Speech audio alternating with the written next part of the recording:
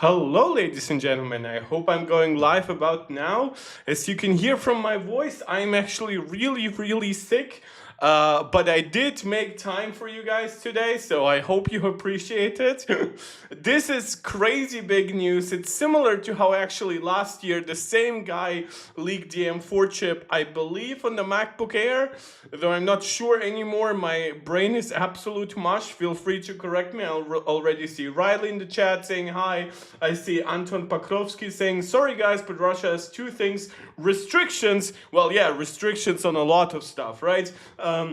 And the new iPad. Well, at least this one guy seemingly has it. I dislike this guy vehemently. Not only do I think that what he is doing is intensely illegal and immoral, but hey, Russia is kind of outside the law in many ways right now. But I also think his general tech reviewer persona is terrible. I think he's intensely unlikable, but this is not the main discussion point today because yes, as you can see, the new iPad Pro with the M5 chip has leaked, and it has also been benchmarked by this YouTube channel from Russia called Vilsacom. Now again, I'm not sure if I think he's Russian. He's always labeled as Russian. He speaks definitely Russian, not like Ukrainian or even like Belarusian, which I'm familiar with. But yeah, as you guys know, I'm originally from Moldova. No hatred towards the Russian people, all the hatred against their current government, but it's a completely different discussion. Today we are talking about the M5 iPad Pro. Now, I'm actually not sure if I am allowed to watch this video. There is actually auto dubbing by Google, by YouTube here, so you can watch it in English. I don't need that. I obviously understand Russian. It's my mother tongue, if you want that. And we actually do have more stuff that I didn't react to in the last stream. We obviously reacted a lot to the initial benchmarks of the Snapdragon 8 Elite Gen 5. And I've also alluded to that we had some data from the Snapdragon X2 Elite. However, I did not get to that in the last stream. And now that we actually do have a successor chip to the M4, which interestingly enough, the X2 Elite is mostly being benchmarked against the M4, somehow not the much more relevant M4 Pro and M4 Max, because at the highest end, the X2 Elite is a chip consisting of 12 P cores and 6 E cores. But yeah, we'll get to the criticism of how this testing is being conducted, how the comparisons are being made, and of course the fact that, don't forget, the Snapdragon X2 Elite is probably like realistically half a year away before we actually see mass-produced products. So there's a good likelihood that we'll see an entire M5 lineup of MacBooks, maybe even already including the M5 MacBook Air, before we see the first production-ready X2 Elite devices on the shelf. The earliest we're going to see some of them is like at CES in January, then some are going to launch through February and March. So that's the earliest. With M5, we kind of now know that the M5 iPad Pro is definitely close by. To be honest, I'm not sure if Apple will have an event for it. I wouldn't be surprised if this is just an Apple newsroom announcement, and this is not based on what the video is saying, but the M5 iPad Pro is a relatively small update. There are no other big pieces of hardware to announce. Sure, there's like a new HomePod Mini and a new Apple TV and even new AirTags, right? But ask yourself, is that really something that defines a keynote, right? Or are they more like auxiliary announcements during a big keynote, during a bigger iPad change, or a full new Mac lineup, or especially alongside like the new iPhone family? That's why I was a little bit surprised we didn't see more like iPhone accessories, like at least a HomePod Mini during the iPhone event. But yeah, the M5 iPad Pro definitely seems real. We definitely now have a little bit of an understanding about its performance. Interestingly enough, this device, and this is the first thing that we're going to discuss today, is not actually clocked higher than the previous generation. It's the same 4.4, 4.41, 4.42 gigahertz, right? It's the same 10 cores. So the device in question that was being tested during the video is a Bint iPad Pro. We had the same thing happening with the M4 iPad Pro, where the Bint version had 3 performance cores and 6 efficiency cores, and then the unbinned version had the full 10 cores, so 4 performance cores and 6 e-cores. So while we do most likely have the high end for the CPU single core score, unless Apple maybe tunes, I don't know, the clock speed by like 50 megahertz or so for the non-bin chips. They usually don't do that, but that's a possibility. I don't even think they would ever like overclock it by more than 100 megahertz, definitely. Uh, uh, Kirill Belik saying, "Всем привет, guys! We apparently have a lot of Russian speakers joining the stream. Я тоже говорю по-русски, but this is an English-speaking stream. The reason why the Russian channel, the Russian flag, is in my thumbnail is because the leaker in question is Russian. And yes, I did give it a thumbs down because this is an illegal act happening here. This is intellectual property that belongs to Apple. Until they actually announce this product, this is 100% theft. Not only that, it is 100% theft. Maxim 6149 saying привет, bro. Всем привет. Jesus Christ. This is gonna be my first, like, sometimes I switch into German because that's my second language, and then English is my third language. But apparently today is gonna be a bilingual stream with me occasionally commenting on Russian. So let's get back to the actual M5 analysis. Now, I apologize for this stream potentially not being quite as structured. Usually I separate topics into one, but this was a very impromptu stream. This is something I definitely didn't expect to be happening. And I have pretty much like 38.5 degrees fever right now. If it weren't like I hope my paracetamol is working. So we see not higher clock speeds, not more CPU cores. One change we see is the same change that we have seen on the A19 Pro chip, which is an increase to level 2 cache. So previously the E-cores had access to 4 megabytes of L2 cache. This is now 6 megabytes. This is the same change as on the A19 Pro. And that's the change that Apple specifically advertised as bringing more efficiency. So for example, the A19, the base chip, does not have that increase in cache. So that's why Apple said the A19 Pro is actually a more efficient processor than the base A19. Hopefully, with the jump from N3E to N3P, with keeping the same core size and now giving us more cache, I wouldn't be surprised if we also saw changes to system level cache. On the iPhone, it went from 24 megabytes of system level cache or SLC to 32 megabytes. Not sure what that change is going to be looking like here. We're definitely looking at a very similar architectural uplift. The previous iPad Pro came in at about, you know what, I can actually open that. Geekbench 6 M4 iPad Pro, and then we can also better differentiate between like the fully enabled iPad Pro and the Bint iPad Pro. So here the iPad Pro with M4 comes in at 3679. This is the Bint version with 9 cores. There are a lot of results that are around 3800 though. The M4 with its 4.4 gigahertz definitely does not reach 4000 points in Geekbench. That's more for the 4.5 gigahertz clocked M4 Pro and M4 Max. They can reach around 4050, maybe even 4100 if you like slightly win the silicon lottery.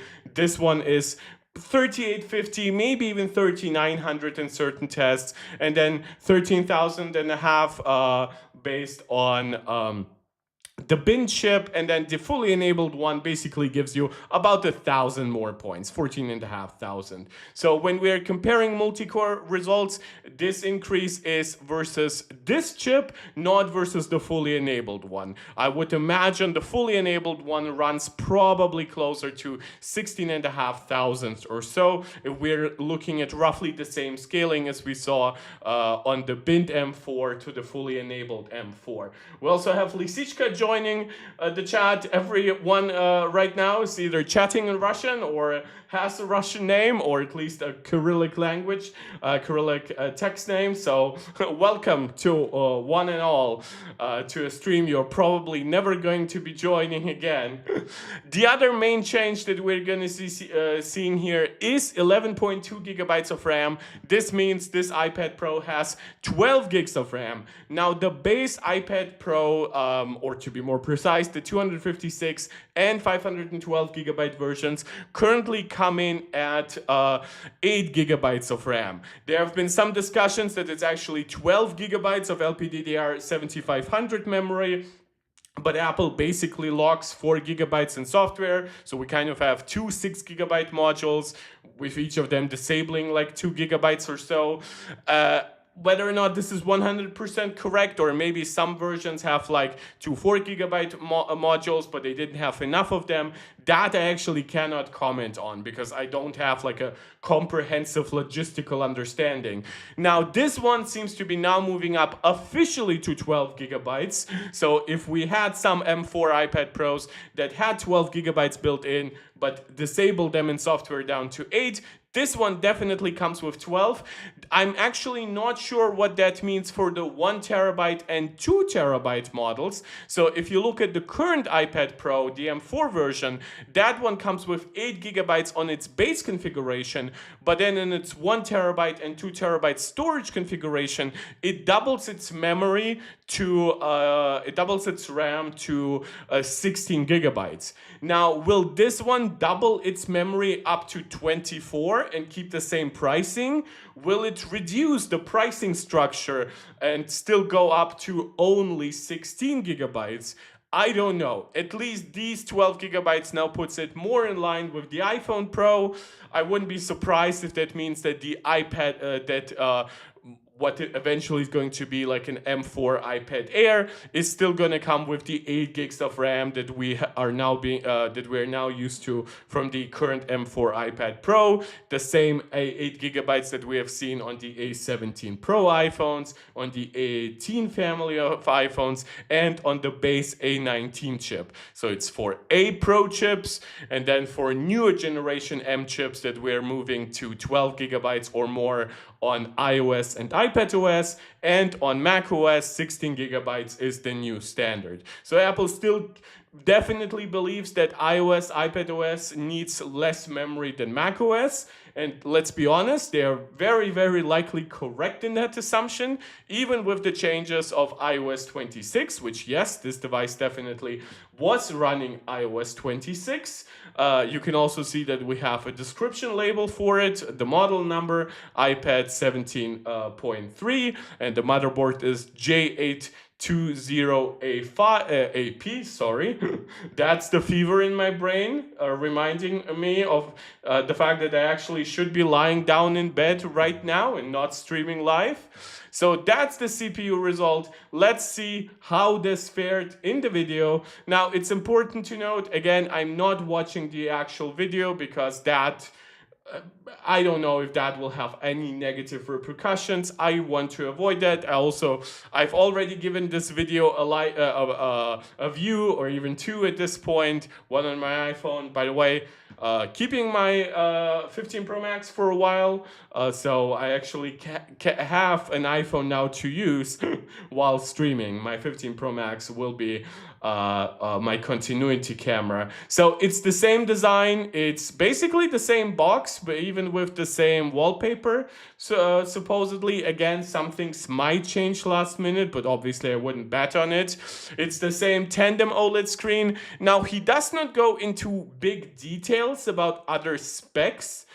He does mention at the end of the video, when you go like beyond here, that the camera is the same, so there's no improvement similar to like the center stage camera on the iPhone 17 series, right? So no squared off camera with a large sensor, wide aperture. I would have loved to see that change. He also doesn't mention supposedly what Mark Gurman had mentioned. Mark Gurman had suggested that there would be two front-facing cameras on the M5 iPad Pro, so one for portrait mode and one for landscape mode. He does not suggest that that is the case here. And then for further technological details, I'm not sure if he would have any insight into that right now. So insights like, is it the Wi-Fi 7 modem? Is it an Apple in-house designed N1 design? Or hey, maybe even something crazier like an N1X. Are the versions that have the 5G version, are they upgraded to an X80 modem or even like an Apple C1X? Are there changes to like Thunderbolt speeds or something like that? He also doesn't do like screen testing or speaker testing. He definitely focuses, as you can see, like big chunks of the video are just Geekbench, CPU, Geekbench, GPU, and Tutu. I also don't even want to focus on N22. We are overdue an upgrade to N22 11. By the way, to anybody who wants to dick ride Snapdragon on Twitter and say how great the 4 million plus results of the Snapdragon X Elite Gen 5 are, the ones that go above 4 million, those are on 2 results, and they are designed to be non-comparable to the Antutu. We don't know yet how Apple's chips will scale with Antutu 11. And once again, don't forget, Antutu is not designed to be cross-system comparable. It's only designed to test similar hardware with similar software paradigms, similar APIs. So yeah, I mean, we are going to see an Antutu result here, but this one also strongly suggests that we are suffering really from Antutu 10 being a very old app at this point. We're actually going to see the M4 iPad Pro outperforming the M5 iPad Pro in CPU by like 10-11%. So that should give you some insight into, oh, maybe Antutu is not the best benchmark in the world at this point. Mikhail Reshetnikov saying, Привет, Slavny. Okay, guys. Everyone is Russian apparently today. Всем привет. Я говорю по-русски, я молдаван, но сегодня мы все анализируем по-английски, потому что так функционирует мой канал. Извините, если вы подсоединяетесь, потому что вы увидели русский флаг, это русский флаг, потому что весь лик идет от русского ютубера. Само видео будет на английском. And Riley, I apologize for torturing you with Russian right now, saying, no, my hopes and dreams of 5 gigahertz are crushed. Well, there is still some hope that I wouldn't be surprised if M5 Pro, M5 Max get at least like 200 megahertz boost. I'm also not sure if there might be some day one like software update, maybe pushing this to like 4.5 gigahertz. Again, this is now purely speculative. I do find it funny that the A18 moved from 4 gigahertz to 4.2. So that's a 5% increase. That's not nothing really. While DM4 is moving from 4.4 gigahertz to basically the exact same 4.4 gigahertz. And again, this is N3P. Roughly 5% more efficiency should come simply from the node. That's not even to mention, yes, this architecture has like 8, 9, 10% instructions per clock improvements. So yeah, it's an interesting point going forward to see if Apple treats M Pros and M Max different this year. I definitely expected this to be at least 4.5 gigahertz. I kind of expected it to be 4.6 gigahertz on M5, and then maybe around 4.8 gigahertz on M5 Pro and M5 Max. But maybe the architecture is just not really built to scale that much beyond 4.5, 4.6 gigahertz. Maybe it starts to consume a lot more energy. And never forget, Apple is not chasing high Antutu scores or even high Geekbench scores, no matter the Apple Bench memes that surround Geekbench. By the way, those memes should also now apply to tests like Cinebench and Spec 2017, but people don't do that because they're not intellectually honest. But yes, Apple wins in Spec 2017, and Apple wins in a Cinebench, and Apple has historically never chased like like wins in benchmarks. They know that 95% of their customer base doesn't give a fuck about it. I know it's easy for us to believe that people buy Apple for the superior single core performance and things like that, for this, even now, the superior ray tracing performance, the superior neural engine performance, however you want to see it. However, that's just not the case. People buy Apple for the superior overall experience, and maybe they will look into some individual benchmarks too. But this focus on like, oh, Geekbench over 4,000, Antutu over 4 million, that's just not. That's not even a sizable portion of the Apple community. I do cover this stuff, and believe me, I know that, because a lot of the people that I talk with this about, even across the entire World Wide Web, are still some of the same people, whether I chat with them on like a Mac Rumors forum, or on Twitter, or on YouTube, even finding me on my own channel and joining my Discord. By the way, guys, link to my Discord is in the description of my channel. You can also support me directly via super chats and super stickers. So I'm not sure if the Russian people watching me right now would even be able to do that. Speaking of Russian restrictions. And of course, just leave a chat. Just let me know what you think. If you agree with me on certain things, if you disagree with me on certain things, what you found interesting about this or not. So yeah, plenty of things here, obviously, to talk about. Okay, seems like everything is working. Do have my iPad next to me. My M1 iPad Pro, by the way, that's still working. So in the beginning, this guy just complains a lot about not having a power adapter in the box, which I'm not sure, like, do we still get power adapters here in Europe in iPads? I know that iPhones don't get it, but I always assume that iPads still get it. Not that I really care that much. Again, I do prefer like dual and triple port chargers, and chargers that are above 100 watts. So chargers that will work easily with both my Mac, my iPhone, my iPad, no matter what. I'm kind of due for a new charger, but definitely not the kind that would be shipped in the box. That's why I also want Apple to stop putting, just maximize their profit margins as much as possible without having to increase prices, because knowing Apple, they definitely would like to increase prices, especially with all the uncertainties from tariffs, fluctuations in world currencies, things like that. So we do have the CPU, 4,133, 15,437. Let me actually look into this. Come on, search. Let me actually look into more of these tests. Really? There are no more? Wait, are there different iPads? 17.1, 17.2, 17.4? No, so only 17.3. Interesting.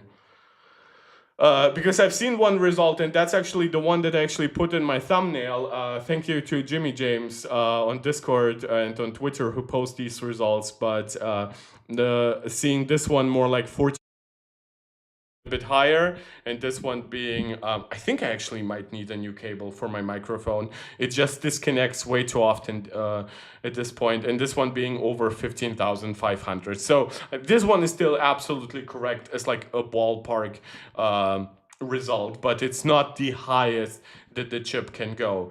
Now, one thing where the chip definitely does go very high, and that's what you should be comparing to the previous generation, is you can see, by the way, the megahertz rating, potentially the one is like 16 megahertz higher. This is all like this can all be basically like margin of error. This can be basically silicon lottery. Not every chip is clocked the exact same, like 10, 15, even 20 megahertz variants are absolutely normal. But the previous chip maxed out at roughly 55,000 points. Yes, this one comes in at over 75,000, so that's roughly 1/3 to like 35-36% improvement. Again, depends a little bit on the baseline that you choose. This is very much in in line with the 39% increase that we saw from the A19 Pro on the iPhone 17 Pro and 17 Pro Max. So this suggests that we are not seeing an increase in GPU core counts, similar to how the A19 Pro has the same 6 GPU cores as the A18 Pro. This one seemingly has the same 10 GPU cores as the M4, but it clocks them higher, it has a new architecture, it most likely has double issue floating point 16 computation, it has most likely neural accelerators that integrate with the GPU, most likely has even better ray tracing if we're just scaling up from what we know about the architecture inside the iPhone. Very likely, I would also bet that the 12 gigs of RAM that we're seeing here are now 9600 mega transfers per second, so that would put it very much in line with the iPhone and just being basically double the bandwidth. So with the iPhone being the same 9600 mega transfers per second, the same 12 gigabytes, but using a 64-bit bus, while the base M series chips, of course, use a 128-bit bus. So you get double the memory bandwidth. Riley saying, bro, access you peasants can afford Pro and Max devices. Well, a lot of people can afford Pro and Max devices. It's just a question of like your priorities in life. Do you really need it? Is the question, right? If you are making money off it, or if you intend on keeping your device for 5-6 years, hey, Apple allows you to have like 0% financing rates on their website directly for like up to 48 months, so 4 years. So no, like even if your bank itself doesn't deem you like the most credit worthy, you can go in there, you can configure a device at like what, $3,000. That's about the baseline for an M Max chip. Yeah, be happy with it. Hey, it's actually lower when you're looking at the Max Studio that comes with an M4 Max at $2,000. Rasul saying, Zdarova всем, hi to everyone. Again, not actually a Russian-speaking stream, a stream commenting on something that came out of Russia in regards to Apple. So these are actually the benchmarks that he ran. We don't have that much more in terms of specifications. I don't think he actually like outlined anything crazy. I can do it at 1440p, sure, why not? So it's just iOS 26. Видимо, iPad Pro 13 дюймов M4, I might mute him just to avoid potential issues. I think I can change the subtitles to English for you guys, right? If you want to. Again, I do speak Russian, but the people especially watching probably afterwards do not. iPad Pro, okay, so he has both 13-inch versions, definitely both are still tandem OLED. Yeah, so okay, so his tech specs here are really not that crazy. It's basically just a run-of-the-mill opening of the settings app, and that's unfortunate. I think there is like some apps that would show you things potentially like Wi-Fi specifications, but and definitely he could be running some benchmarks here, but I mean, maybe he wants to avoid some issues, but then again, he did log in, so it's not like it's not like he's 100% afraid of Apple. In fact, if you are in Russia and you clearly already did the same thing a year ago, you leaked the M4 devices, you probably don't have much reason to sweat. Maybe once the Russia-Ukraine war ends, Russia gets a new government or something like that, maybe then he will be subject to some punishment from Western companies, but yeah, doesn't seem like that's the case for now. Again, now we see CPU testing. You'll also see that these are results on Geekbench are definitely results coming from him. So he probably really does have the only iPad Pro right now that is currently running these tests. Here we're going to see a comparison to the previous generation. You can see that his one is also definitely clocking a little bit higher than the result that we saw on Geekbench that came in like 3650. Again, this one can reach about 3800, 3850 or somewhere around that. We also see him comparing binned versions, so at least that's correct. We saw that we're seeing the difference in L2 cache from 4 megabytes to 6 megabytes. We are seeing the uplift from 8 gigs of RAM or 7.21, but that's just how formatting works, up to 11.2 or 12 gigabytes to be more precise. No change to L1 cache.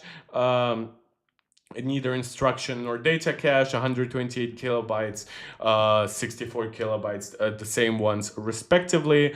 Unfortunately, as far as I know, Geekbench does not tell us the amount of GPU cores. Now, we know we are looking at the binned version, and we know that on the M4 version, the GPU was never binned, right? So unlike on the M4 on the MacBook Airs, for example, where Apple bins the GPU down to 8 GPU cores on the base 13-inch MacBook Air, the CPU on the M4 MacBooks is actually always fully enabled. It's always the full 10 cores, 4P cores, 6E cores. On the iPad, it's actually a very interesting bin that we don't see often from Apple.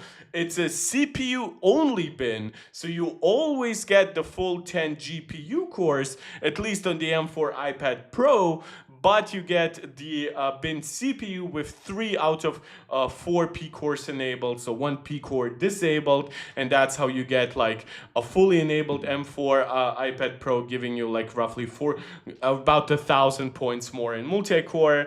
Again, there's more complaining here about shit like again, power adapters in the box, even for the 3,000 euro version. Which again, brother, I'm not sure if you're like, you should be complaining about cost, about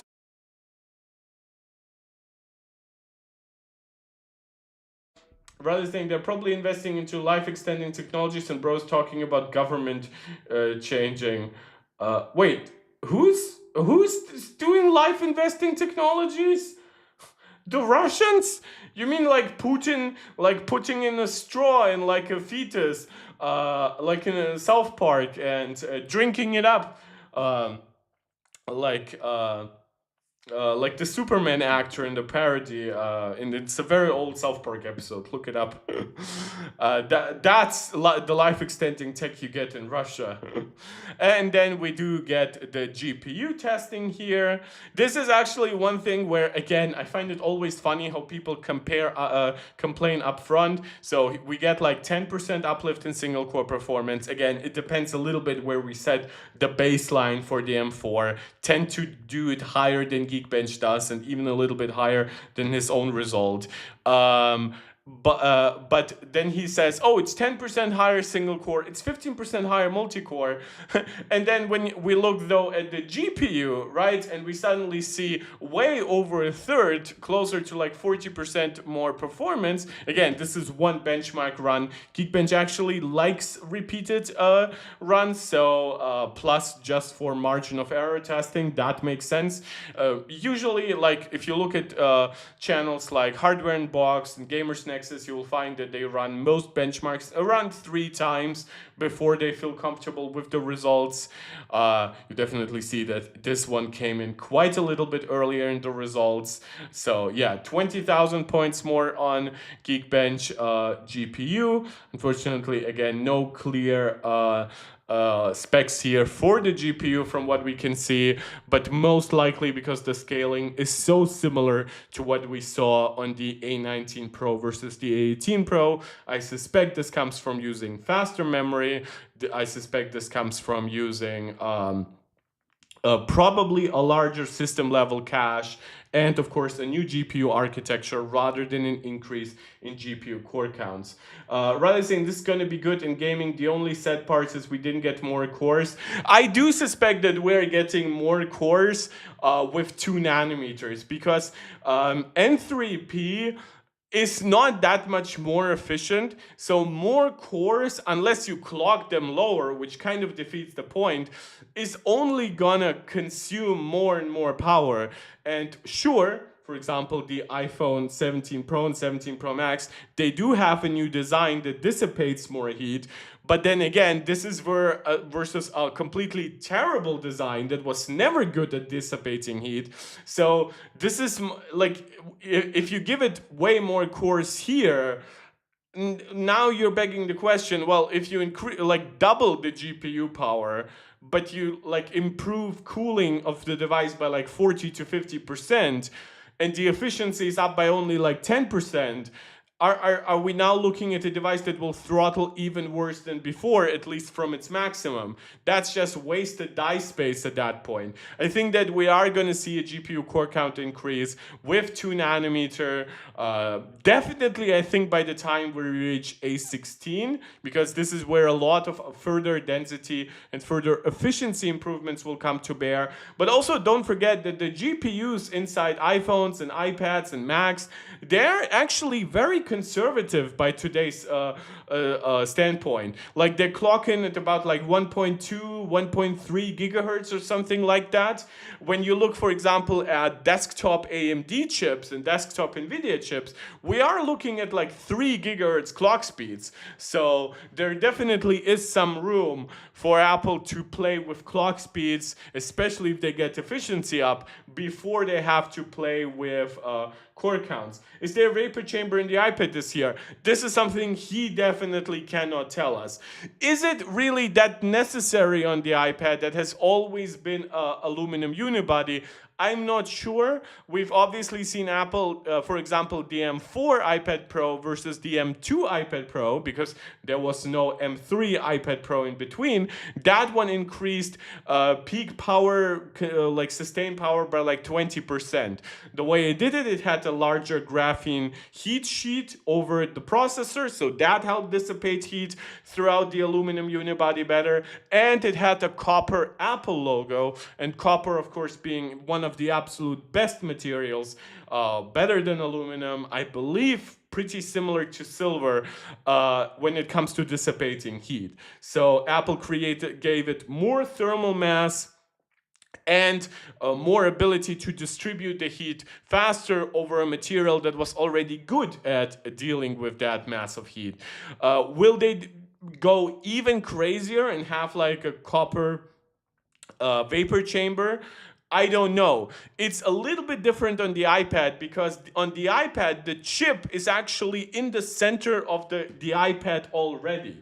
On the iPhone, that's definitely not the case. The chip is like roughly here or so, right? Now, previously, it was completely terrible. It was just on one side, basically. So reaching the other side with a glass and titanium body was completely impossible. Now they've centered it thanks to the plateau, and they've built a vapor chamber that dissipates that heat downwards. And when you look actually that's a tech woven case, but underneath you will see glass. But underneath that glass is actually just more aluminum. So that dissipates heat across the chassis really well. Also, if you are just charging the device and not using it, that also works in reverse, actually, because in that case, the vapor chamber can actually take some heat from like the tip of the battery, basically, and dissipate it through the plateau. It does become, I don't know what my microphone's doing. It does become more of an issue if you like using simultaneously like fast charging for the battery and you're really intensely using the processor. But don't forget, not only do you have a better heat dissipator with the vapor chamber, but you also have just more thermal mass, because it's aluminum, and aluminum is way better at that than glass and stainless steel or titanium. Tokyo is saying M5 will be a 3 nanometer process. Yes, it's most likely going to be the same N3P and just going to inherit the same core technologies as the A19 Pro. So that's the same like single core scores, but just slightly higher clocked. It's the same improvements to P and E cores architecturally, roughly like 8 to 10% IPC improvements, larger L2 cache. We don't know about the system level cache that unfortunately does not show up in the Geekbench results, but that's one part that really helps GPU efficiency and really helps GPU peak performance. And very likely we're also looking at faster memory. So the M4 used 7500 megatransfers per second memory on a 128-bit bus. The A18 Pro used 7500 megatransfers per second memory on a 64-bit bus. And now the A19 Pro is using 9600 megatransfers per second on a 64-bit bus. And the iPad Pro essentially doubles that. Most likely, again, we do not have the exact spec points, but that would be my speculation. 9600 megatransfers per second memory, 128-bit bus, double the bandwidth of the iPhone. With Antutu tests, they're hilarious. Yeah, I know. Again, this is Antutu 10, so Antutu 10, and I've I loved it. Like his Antutu testing, by the way, is like halfway, half like of that is like a case unboxing just to prove that they have the same body with like the same magnets, which they better do, because imagine the accessory nightmare if there wasn't like cross compatibility between M4 iPad Pro and M5 iPad Pro. But yeah, we basically get a higher result for the CPU. We do get roughly like 21, 20.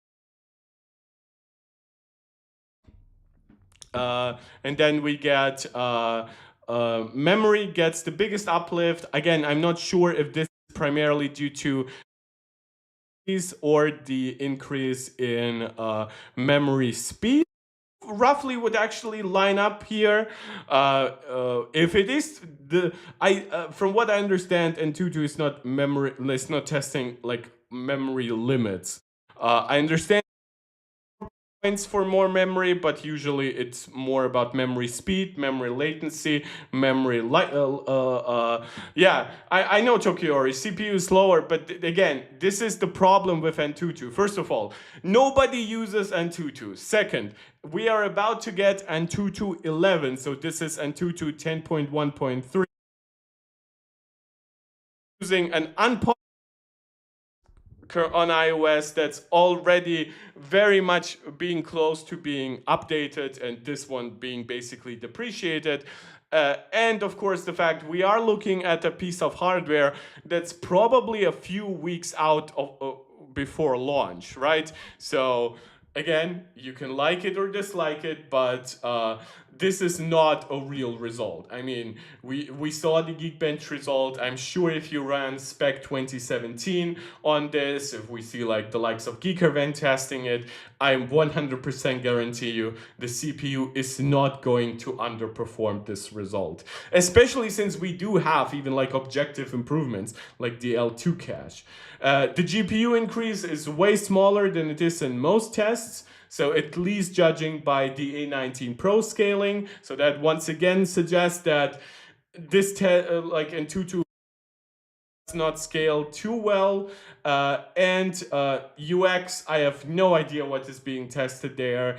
And I think honestly this portion is also probably why Antutu is not supposed to be comparable between Android and iOS. Yeah, but that's about it. Yeah, that's pretty much it actually for this testing. Again, he does in the end show that the cameras are the same, even points to the selfie camera is not changed. Like for example, the selfie camera definitely is on the iPhone 17 series. So like it or not, it roughly makes sense. It's probably the lack of a new selfie camera is probably my biggest disappointment here, while other spec points are simply missing from me, right? Like storage speed, for example, and now I know Antutu includes that here, right? which again now that makes me wonder. That's also the question, because the A19 Pro actually doubled peak storage speed, but the 256 gigabyte version is actually the same. So I wonder.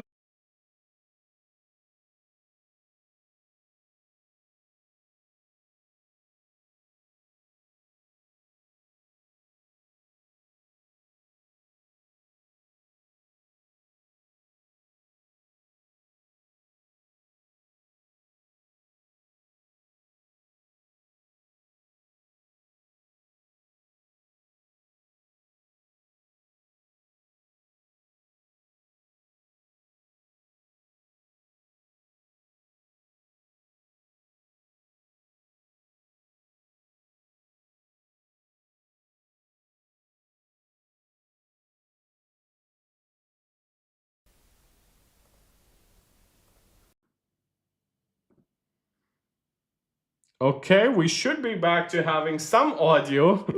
That was weird. I assume actually that the problem with my microphone is not actually any connection to my Mac. I assume it's actually my cable at this point. I probably bent it a little too much overall this time.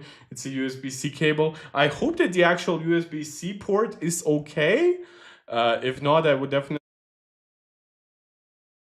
But yeah, again, it just did the same. So I'm probably actually gonna wrap this one up pretty soon, just to make sure that we avoid major issues here. We have Rosa joining the chat. Thank you all, guys, for still finding me. I know this was definitely an unexpected stream. I even told you guys on like Discord that I'm probably not streaming. Now, next to all of the M5 stuff, we also do get Snapdragon X2 Elite numbers. Probably not going to go into too much detail here, but yes, now this is at 5 gigahertz clock speeds. So this is now underperforming the M5 that we saw at 4.4 gigahertz. Now, there are big questions to be asked about maximum power. 6 multi is actually faster than the M4 MacBook Pro, which I assume this is the M4 Max. This chip was really leveraged the hell out of.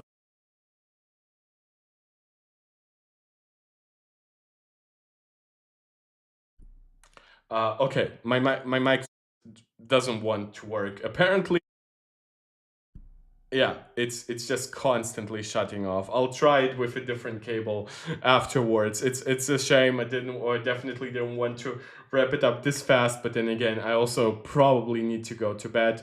So this is Snapdragon X2 Elite numbers here, 4074, 23, roughly. So still small, like 5% gains. Now in Cinebench, we already saw them basically confirming that it's coming in below. In Solar Bay, now this is in. We went somehow from.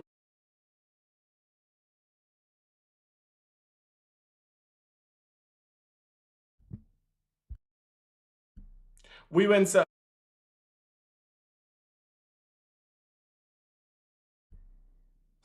I definitely did not expect this to be happening.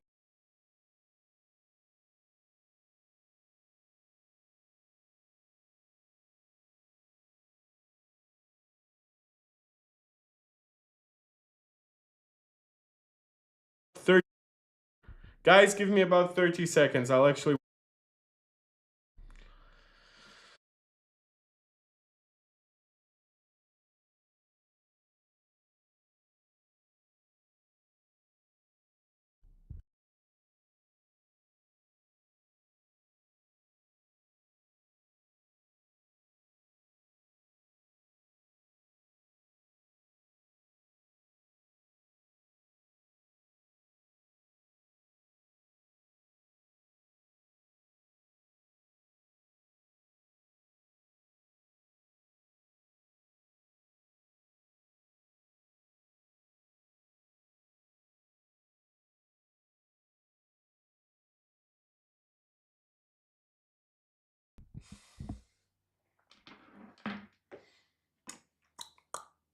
Hi guys, I'm back.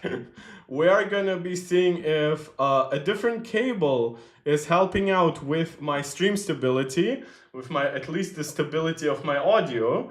As always, let me know how the audio and video quality is working out for you. I really would hate to, like, because I know that I will be pretty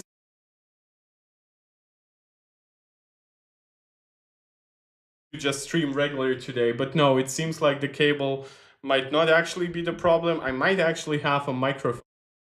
Yeah, it's a microphone issue apparently, or maybe some weird stuff through my Mac, but I mean, I guess there's one last try. But then again, my iPhone is connected through that cable, so that really cannot be the issue. So I guess it's probably my USB-C port on my microphone.